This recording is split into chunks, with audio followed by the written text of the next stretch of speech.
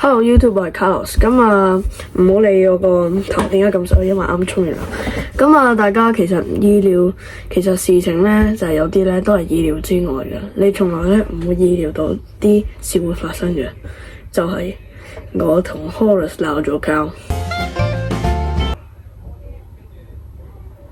好啦，咁其實咧，我同 Horace 點解鬧交咧？咁喺講呢樣嘢之前，我就會介紹下其實我係點樣識 Horace 嘅先啦。咁其實咧，我就同 Horace 係同級嘅。咁小學同埋中學都係讀同一間。咁我2年班嘅時候就加入咗一個排球嘅興趣班啦。咁咧，佢咧就係同我上同一個興趣班嘅。咁嗰陣時咁我哋就識咗啦，打下排球。跟住3年班因為疫情，所以就冇乜溝通啦。但係4年班、5年班、6年班，我哋就 join 咗學校嘅排球隊。咁咧，我哋就從此越嚟越熟啦。咁越嚟越熟就即係咩啊？咁咧就直至到我哋升中學啦。咁我哋就好幸運地升咗同一間中學啦。咁就開始咗呢個中學嘅生活，就係同一班嘅仲要。咁咧，我哋咧就起咗呢一個 YouTube channel 啦。咁咧，我哋就講完呢一個我點樣識 Horace 嘅呢一個經歷啦。咁而家就要進入正題，就要講點解我會同 Horace 鬧交。咁咧由最初嘅講起啦，應該係1個禮拜之前啦。咁咧佢咧就因為某件事 emo 緊啦。如果大家有睇第一條片咧，就知道點解，即係佢係一個 emo 哥啦。跟住佢嗰陣時 emo 哥啦。咁咧我就問佢一唔一齊食飯，諗住想安慰下佢，同佢一齊食飯開心下咁樣啦。咁然之後咧，佢就話我 emo 緊，我要同第二個朋友食飯啊。咁咧其實呢件事咧係令到我好傷心，因為佢 emo，佢係唔同我食飯，要同另外一個人食飯。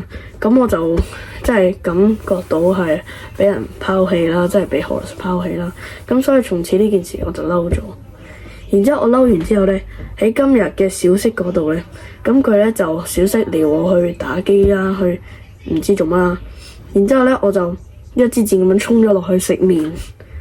然之後下一件事就係佢鬧我話我遺棄咗佢，然之後冇同佢去打機，跟住從此佢就嬲咗我啦。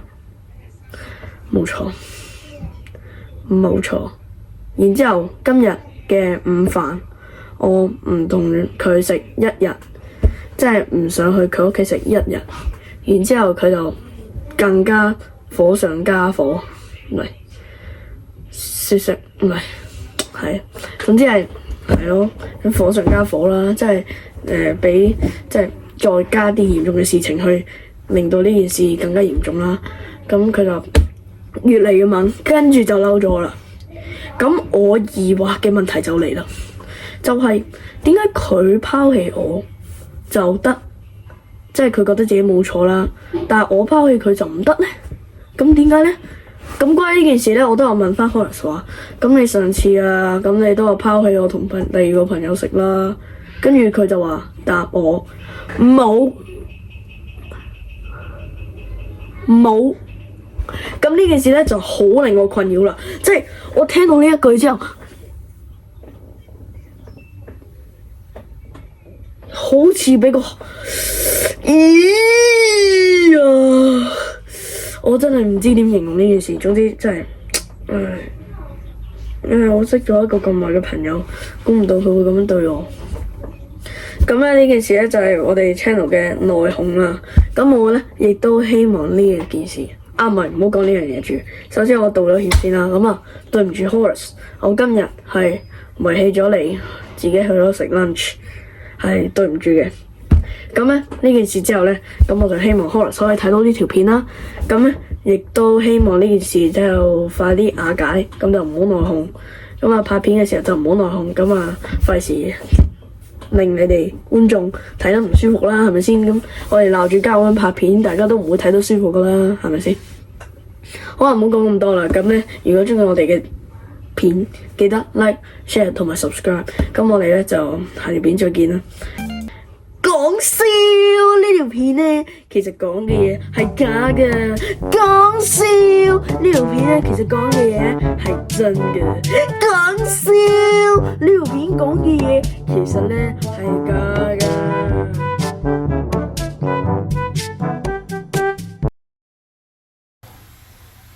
講笑。